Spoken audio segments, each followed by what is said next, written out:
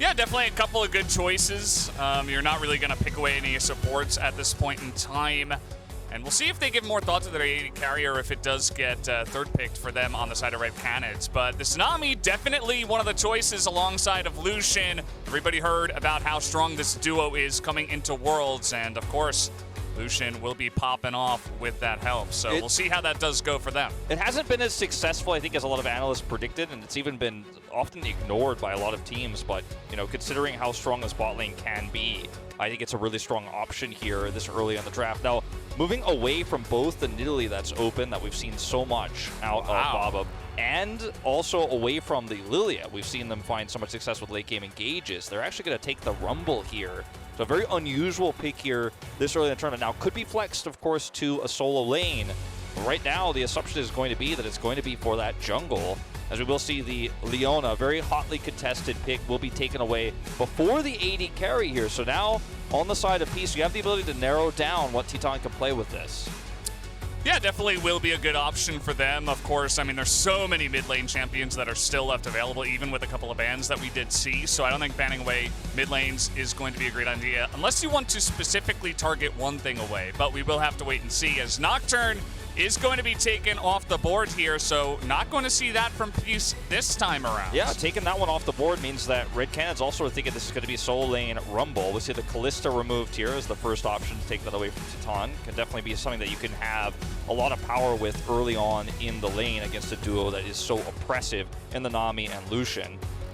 Could also now remove, as you see, the Tryndamere gets taken out. They're just banning all the champions that Peace have found success with in the group stage.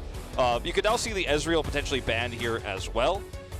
End up being fine for the later stages of the game. We've already got really nice engage and pick potential with the Lee Sin, and the Kennen. You have that later scaling, it's going to be quite strong. They decide to take away the Kai'Sa because the Kai'Sa does also go into that sort of theme, especially when you do have that Leona. But I think the Ezreal is the stronger pick here.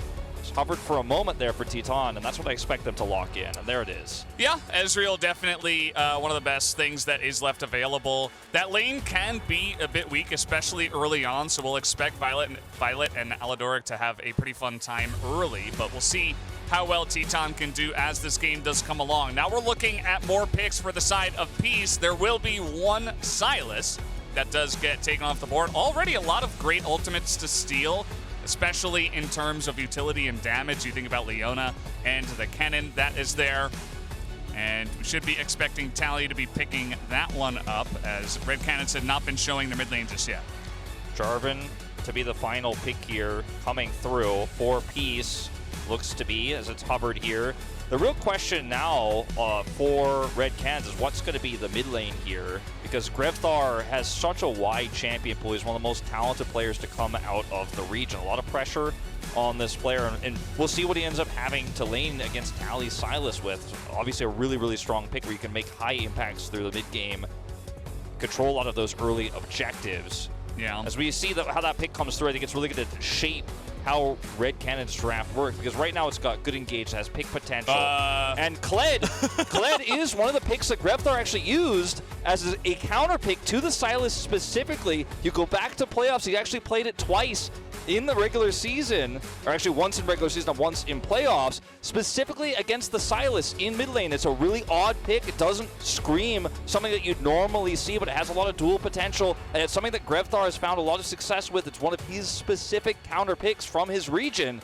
And I didn't expect we'd see it come out here. I thought if we saw it, we'd see it in the group stage for sure. But with Sylas coming through, he's going to lock it in. It's also the Rumble going to the top side of the map. Yeah, absolutely, into that Kennen. And yeah, I mean, this is the time to pull it out, right? It's all on the line. You got to walk this walk all the way through play-ins and try to make it through all the best of fives. And if he has a pop-up performance on this one in game one, that might even be a considered ban. You know, it's something that really throws a wrench into the works if Peace are not ready for this. So really glad we get to see it here in game number one. I know you were itching to get that point out there, and he actually did pick it. So really cool to see, as even Tally's having a little giggle after watching that. And we'll see, you know, how Grevthar matches up. Can he pull off a Doomby type performance on this mid-Kled? That's the question, right? I mean, it's something that you can become famous for, right? This could be a new rising star from Brazil here for Red Canids. You know, you end up taking out Tally, who's very experienced here. If you can end up winning this first game with such a unique pick here, it's definitely going to be something that fans will remember for, you know, many, many years to come, especially the Brazilian fans who are cheering. Yeah. They know this pick. They watched it in their home region.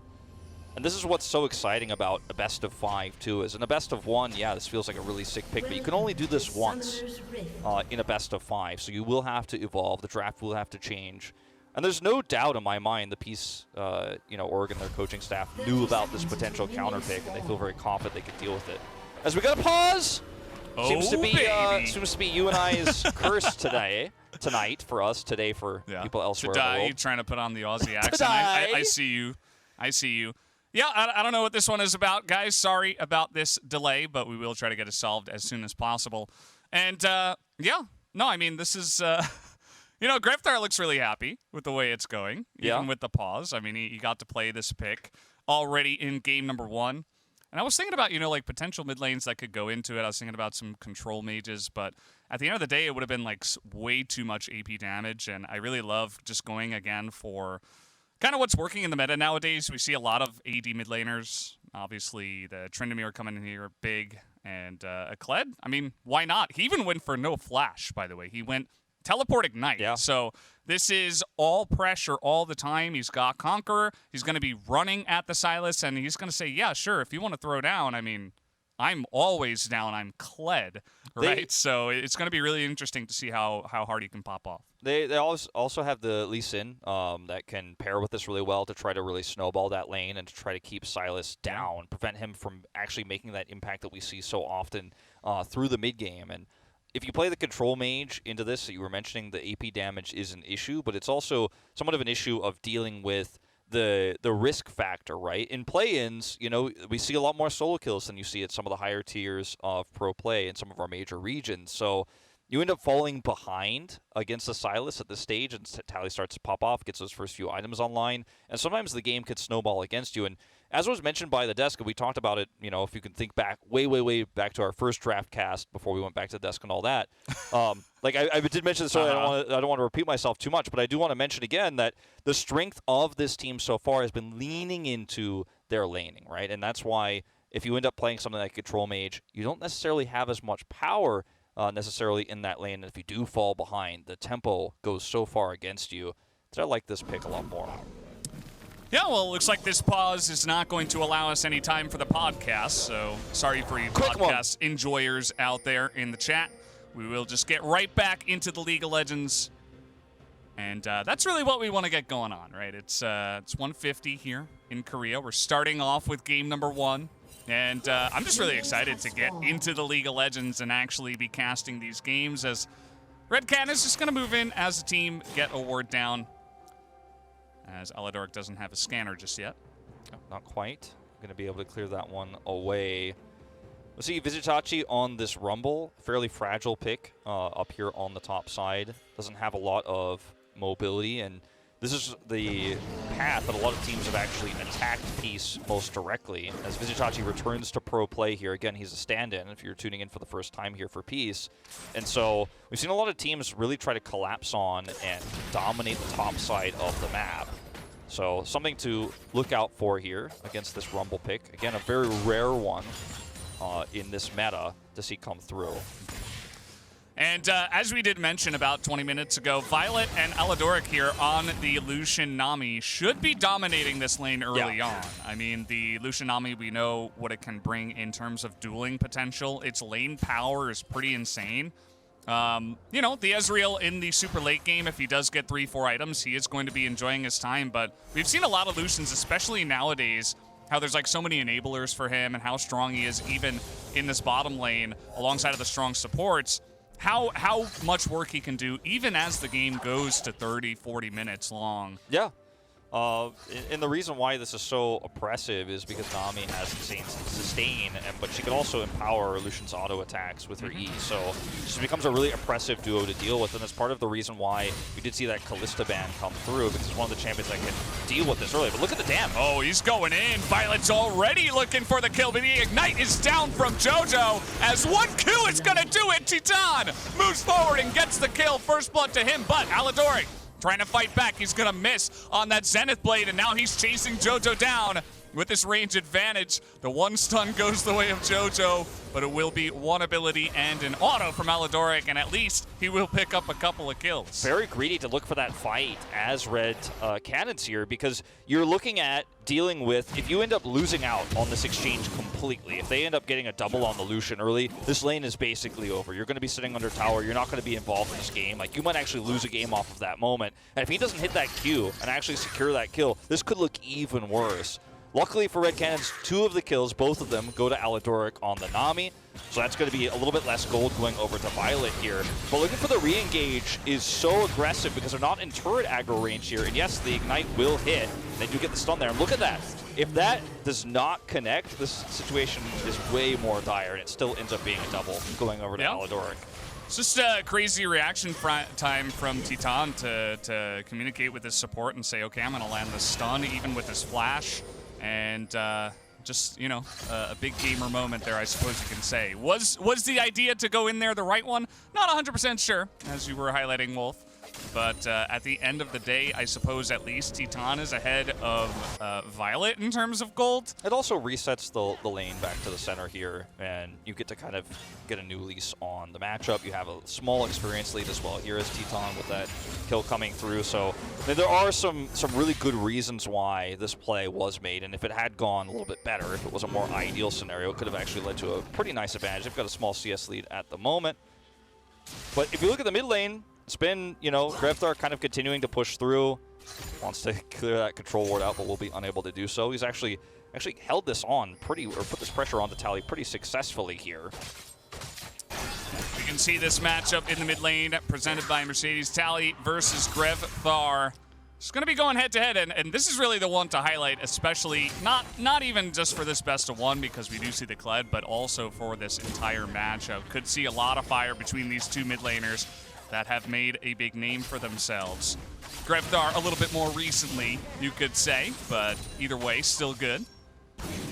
It's a very slow-paced game to start things off between these two. Obviously, with the group that we had, with LNG and Hanolife Esports at the top, a lot of the games played in this group were extremely early game focused, a lot of aggression, a lot of kills early, but this one, you know, yes, we did see the 3 kills early on, but it is very much focused around the laning phase and not actually ganking. As Vizitachi takes a really nice trade here against Gigo on the top side of the map. Yep. But I actually expected this to be a little bit more action everywhere, especially with this Lee Sin pick. Doesn't have level 6 just yet. He actually denied that cannon with that teleport. That was really cute. Nice play from Tally. And that's going to be kind of awkward for Grevthar. He's just going to back away and go for his own teleport, probably, is what we will see. Bobby is down here. He's looking for the Scuttle Crab at the moment. And yeah, as you did mention, I mean, both the junglers especially, they're just kind of farming out the jungles, going for the Scuttle Crabs. Nothing much else is doing for them. They haven't been looking for any plays elsewhere. As we do see the two jungles kind of clashing around the bottom side of the map, there's going to be some vision, and now a teleport coming in. Violet in some trouble, but the bubble is huge as Aegis, he takes a long time to get this kill, and finally he does. But can they get a bit more? Bobip is going to go down as well to the side of Kled, as JoJo is trying to frontline here, and Grevthar is just going to leave him out to dry. Not much he can do to try to help him, as now Gigo comes into the fight. They're going to try to take this 2v3, but the exhaust comes in, and Red Canids have overextended. Aladoric is right there to shut that down. It's going to be a lot of extra gold going over to the side of Peace, and you can understand the idea there with Gigo coming in and looking for that engage. He hit level 6, he wanted to teleport in and hit that slicing maelstrom, but sometimes you got to know when it's time to just step back and go, okay, I used my teleport here, but this is no longer a situation where I want to engage, because now you've kind of gone all in on the sunk cost fallacy, use your flash and the slicing maelstrom and don't come up with anything, end up giving more gold over the side of Peace. So you can see how this engage starts here. Ward gets dropped. Violet in a very, very vulnerable spot. That's such a huge Aqua Prism there to actually slow down the chase. Still ends up going down here, but now you're so deep as Red Canids, and you see the teleport is so delayed here from Gigo. By the time he gets here, his teammate is already dead, and he still decides to go for the flash here. Not able to catch Vizitachi, who's got the faster flash, does end up getting picked off. So big overextension here, massive kills going over to the side of Peace.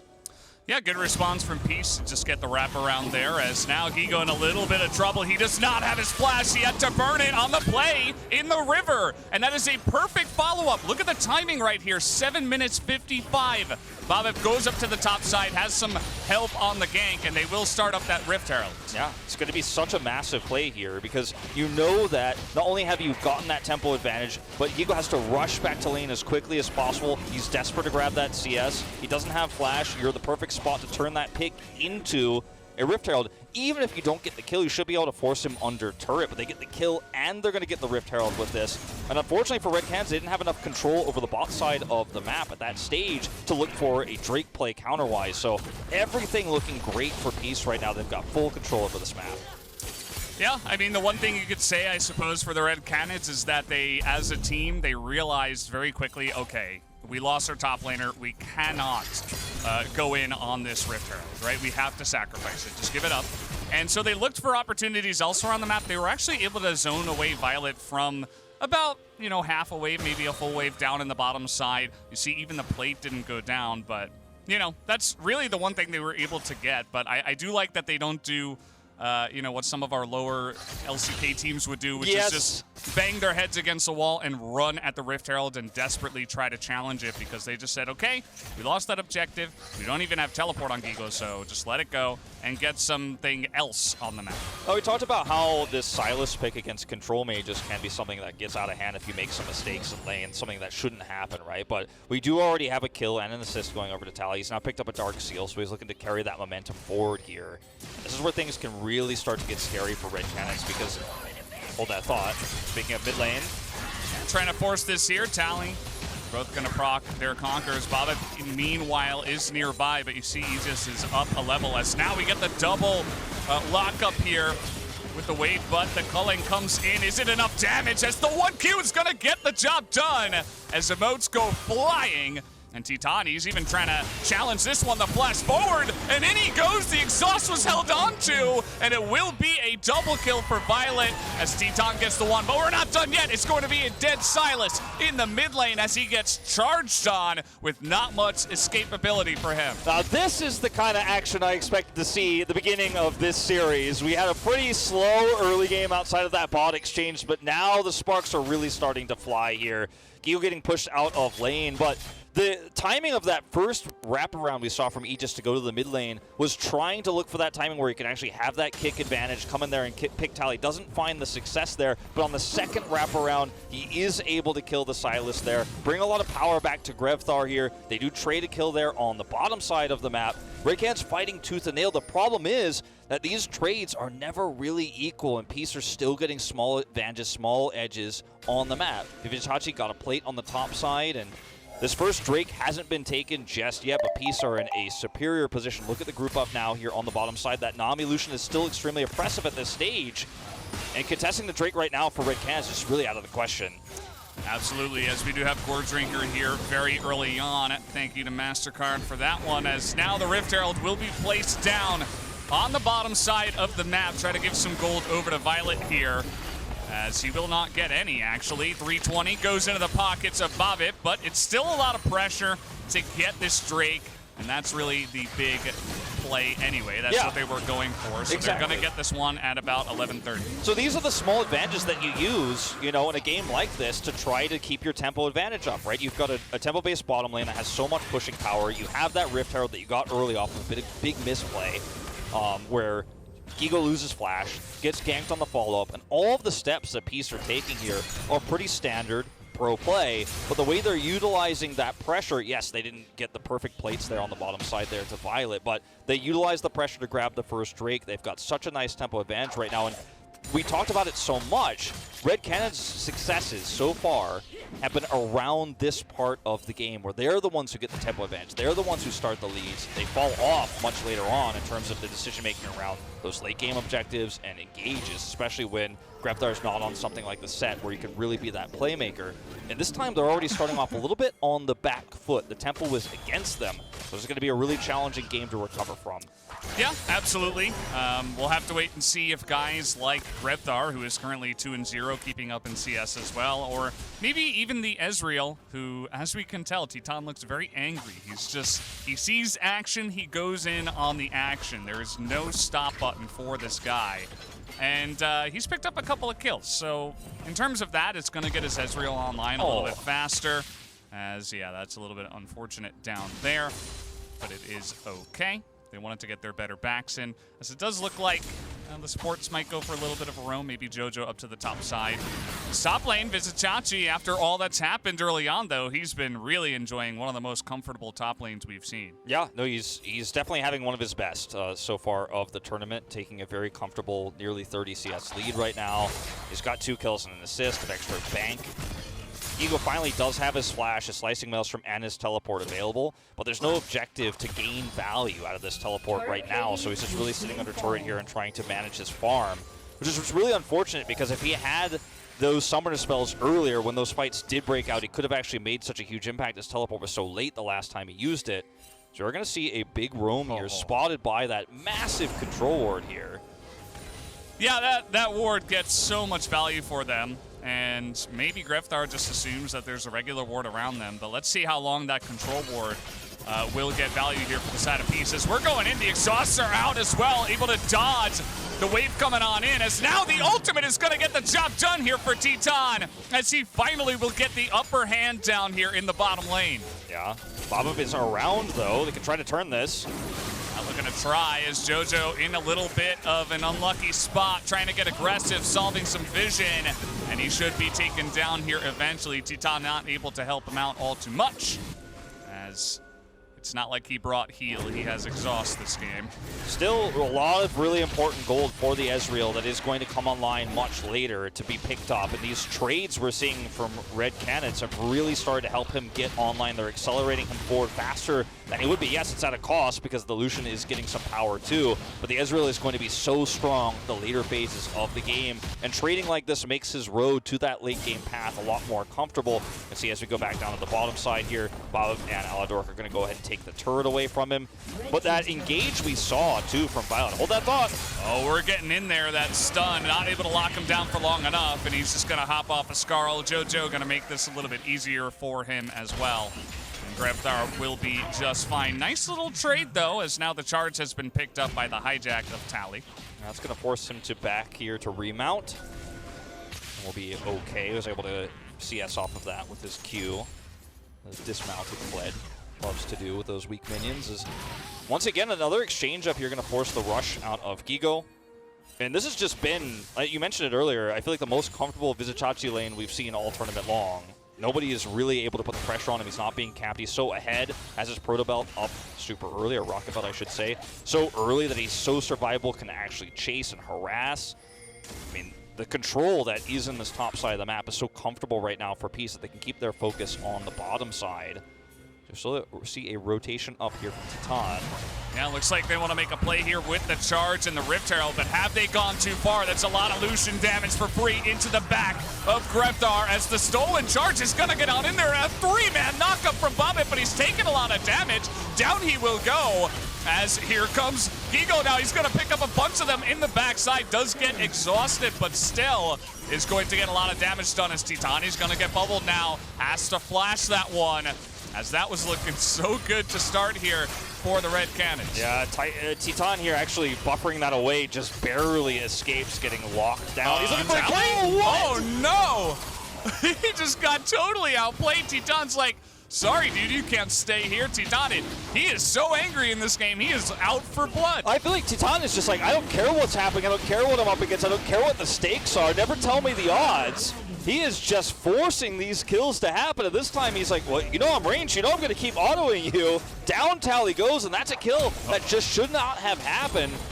Grethar is actually going to come up here and pick up a flash. It's action everywhere in this first game of this best of 5. And as it stands, you know, this is now an Ezreal. I was talking about how he's trading kills, coming back to this, but has 5 kills at this stage of the game, and this just shouldn't be happening. So watch how the start of this fight goes. You feel very comfortable, you feel very safe as Peace here, because you have the Nami ultimate to kind of buffer this attack and then re-engage. And look at the engage here from Bob. He gets all the way to the back with the flag drag, but Greftar doesn't get dismounted until too late, so they're easily able to turn this. And yes, Gigo's finally able to get some value out of the teleport, does get traded down, and then this happens. The buffer allows Titan to survive, and then Tally just walks right up. This is the most puzzling part.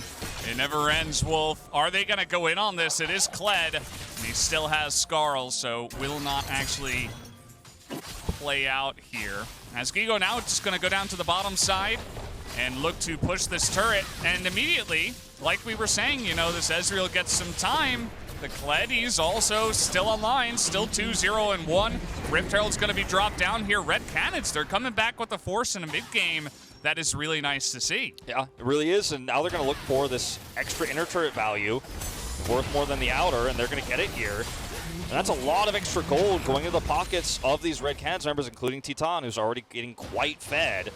What's scary about this for Peace is that, hold that thought. Greftar is so confident right now. He's charging quite literally into the 3 of them. He hops off Skarl, though, as his team takes forever to get here, and down he will go. As Bobip, now he's got a stopwatch. It's going to buy so much time for him to survive. And there's the double kill now into the pockets of Violet, and this is going all Peace's way. Look at Tally. He has no chill right now. He's in the enemy jungle alone. His own team is like, why are you going so deep, buddy? As down he will go. Maybe it was just a great bait after all, as the flash comes in, and at least they will be able to pick up Gigo. As Titani might not be done yet. He picks up a kill, and this is just getting out of control right now. I didn't think anything could top the last series. I didn't think anything could top it in terms of kills per minute and the amount of action we were seeing, but Red Cannon said, hold my Ezreal, because look, now he's got 6 kills here, so we will see a teleport. Bob abused his flag. He doesn't have flash either. And yeah, just gonna wait on that one. A little bit of BM coming out. He might have his flag now, but still not going to be enough health to survive. And that's a nice kill onto the jungler here as they're running towards the mid lane. Doesn't look like they'll go for the Barons. Some of that deep vision is going to be key when these teleports are available and getting pickoffs. You know, both teams are really wrestling for control of these waves, and when you're not really playing a 5v5 game of League of Legends when there's action non-stop and part of your team is always dead, clearing those wards away is essential, but it's also dangerous. So I'm not sure which action we're going back to here for the new Axe Effect replay. We're actually going back to Greftar. How long he holds us. Now, the problem with this play initially is that there is no teleport to match, and this is not a game where you're looking at Ghost Blades on your AD carry, Ghost Blade on your jungler. So maybe what you're looking at here as Greftar is you're thinking the rotation over is going to be a lot faster, but not with the champions they have, not with Gigo having his teleport down again. So he ends up getting caught there, doesn't end up being the play they want. A little bit of an overextension here for Tally, but they still trade up. Yeah, I mean, at least they get Gigo, who's probably not worth all too much, but still able to get that really nice angle here. Titan, as we're getting the super cool angles now, gonna take down the poor Nami, and is not able to get the other guy. But that is fine. Still great for Titan. He gets another one, and Bobby, he's having some trouble. You know, he's gone for this Gore Drinker combo, as you will normally see, but he's kind of falling apart like paper because he's getting so far into the back line, but he's ending up being the only person there, and Red Canids just focused him down, and he just dies so quick. The other thing is that Titan is so fed at this stage, and no one can really threaten him. There's no assassin that's going to be able to chase down this Ezreal because he's so mobile already, and Silas can't be everywhere he is. He needs to sit back and farm. So whenever you get caught out like that, you're just going to get picked. Speaking of getting caught out, Visit Chachi, you know, just taking a nice little long walk by himself through the jungle, and at least he's able to get out of that one alive. This dragon about to spawn as well. Both teams have a dragon apiece, one Infernal, one Mountain. It is Cloud Soul. Looks like Red Canids want to focus on that one. Yeah, and if that was the vision control is map split. The bottom side of the map is much more controlled by Red Canids. The top side of the map obviously controlled by Peace right now in terms of that warding. and it's a bit of a battle in terms of clearing that vision. But what Red Canids have been able to do so successfully here is actually look for picks when Peace decide to go into that vision to try to clear it away. And yes, you're going to see Peace get a little bit of value there on the top side, but Red already got that earlier turret. They're now going to pick up a second Drake here. It's going to be the first Cloud towards the Cloud Soul. And the value that you get here without getting this turret is not the same for Peace. So having that vision on the bottom side of the map is a lot more successful. It's a lot more impactful at this stage of the game. Later on, yeah, you're going to want that vision control around the Baron pit. But at this stage, very much Red Canids favored. In this game, which looked like it was starting off so well for Peace, they had such a great control over the bottom side of the map, got that early gold lead. It's kind of withered away a little bit here. It's still a very close game, don't get me wrong, but the power of what you're going to have between this Rumble versus the Cannon is the Rumble is going to have a lot of late game damage in that initial fight, but the Cannon is going to have a lot of lockdown to start off the fight. He's going to have the CC, so that vision is so important. You've got to make sure Gigu can't teleport behind you to set up for those Maelstroms. And look at the vision control once again. Now Red Canids going to take it away from the top side of the map.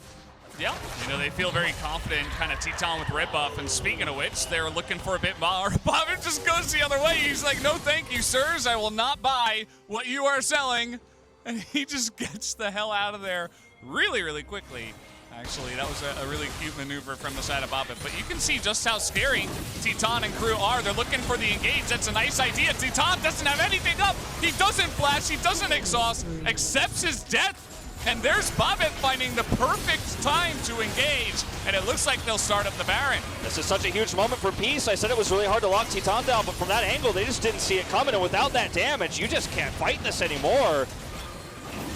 This is a really awkward spot to be in for Red Canids. There's the teleport. Yeah, we have the teleport coming in. They're just trying to kill the enemy jungler, and the stun comes down with the solar flare, and it will be enough. Gigo is able to take down a lot of the damage, though. Takes the bottom lane away from the side of Peace, as Gigo will eventually hit the ground. But you can see that Peace now with the Lucian down. They cannot do the Baron. Now, this isn't a great trade for Red Canids in terms of kills per kills, but the investment in the teleport, the flash that Gigo had to use there, these are tools you have to expend if you want to stop the Baron, because without Teton here, you're not going to have the damage to actually push them off of it. Luckily, they had that control ward with that deep vision they've had so consistently throughout this first game. He gets into the back line there, is able to get a kill, push them off it, had to expend both summoners to do so, but it's so critical. And how many times have we seen the choke point around Rift Herald, the choke point around Baron, be such a death grip, be such a chokehold when these cannon teleports come through? And yes, Peace do get that pick onto Teton, which allows them to start it.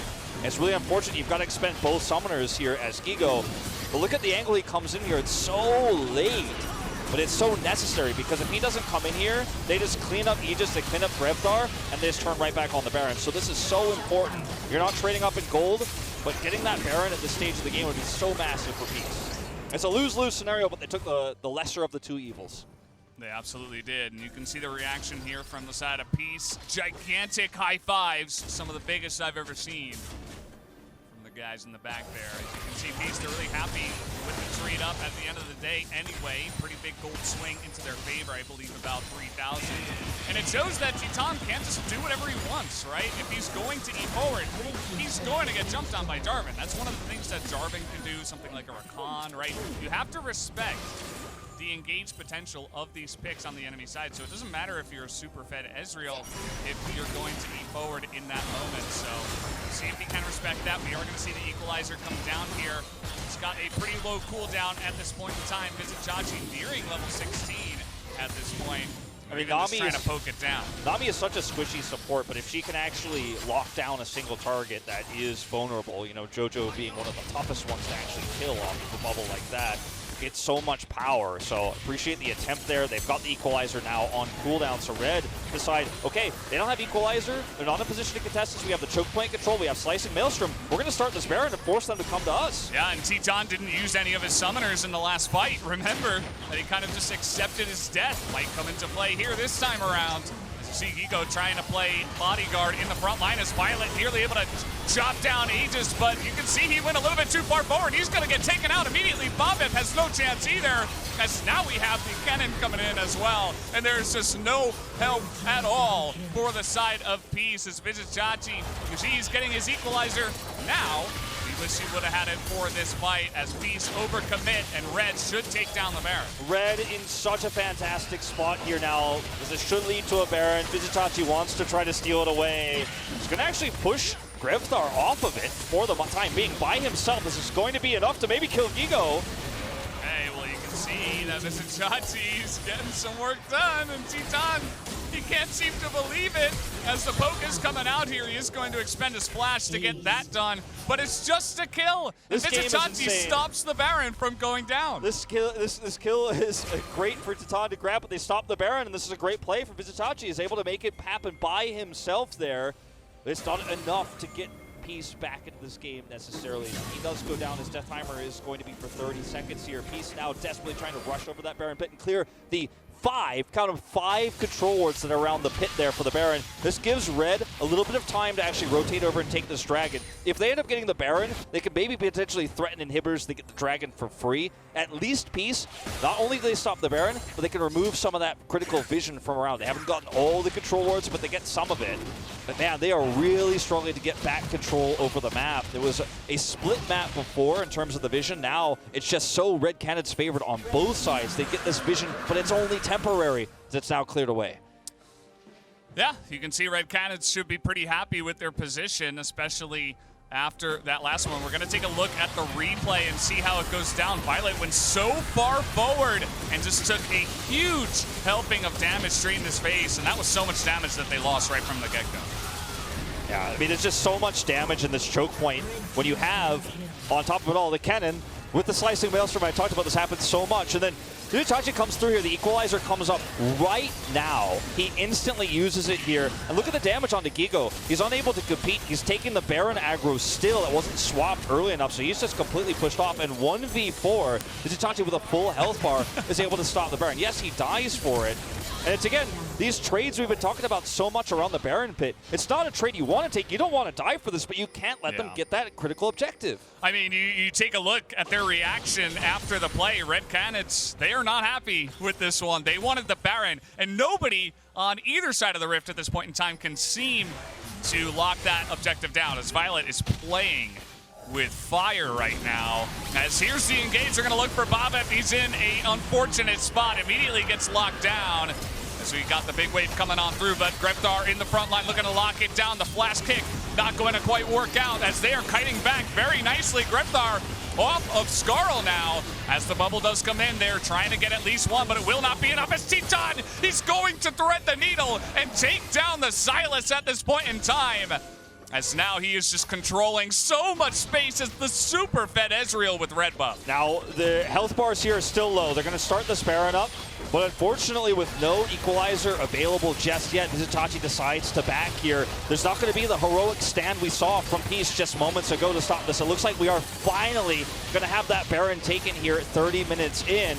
Titan is 11-3-4 in this game. He's looking to finally finish off that tanky 4th item. He's already finished 2. Gets his tank item last here.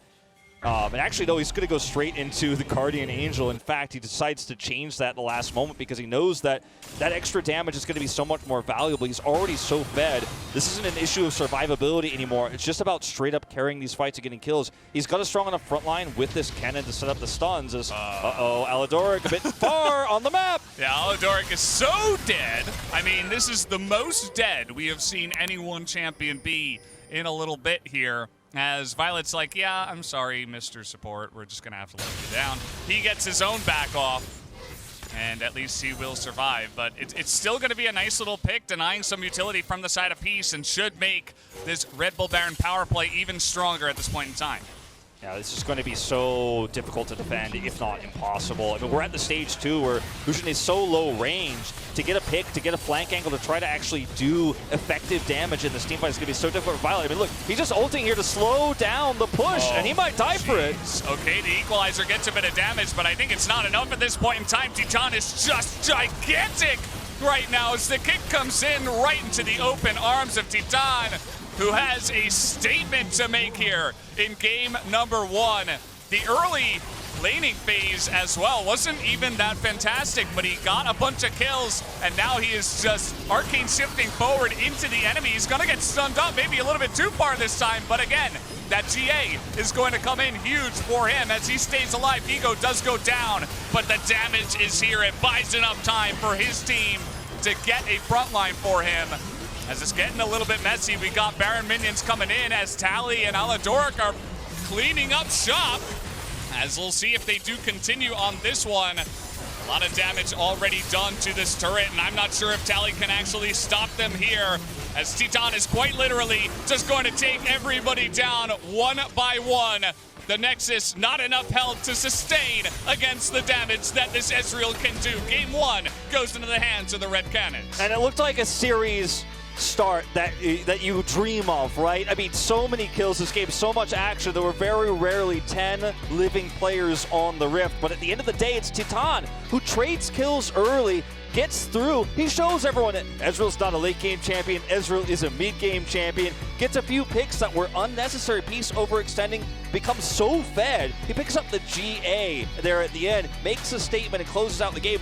Looks like a game that might be defined by how well this Kled does. The unusual counter pick matchup there into the Sylas. We got to see the Rumble top. We saw some great plays. Visitaji, for the first time, actually having a stable laning phase here in this tournament, but it wasn't enough at the end of the day as the Ezreal just completely shuts them down. I think we're going to have to see some draft changes here, and I think we're going to see a lot of hype for the rest of the series to come, Val.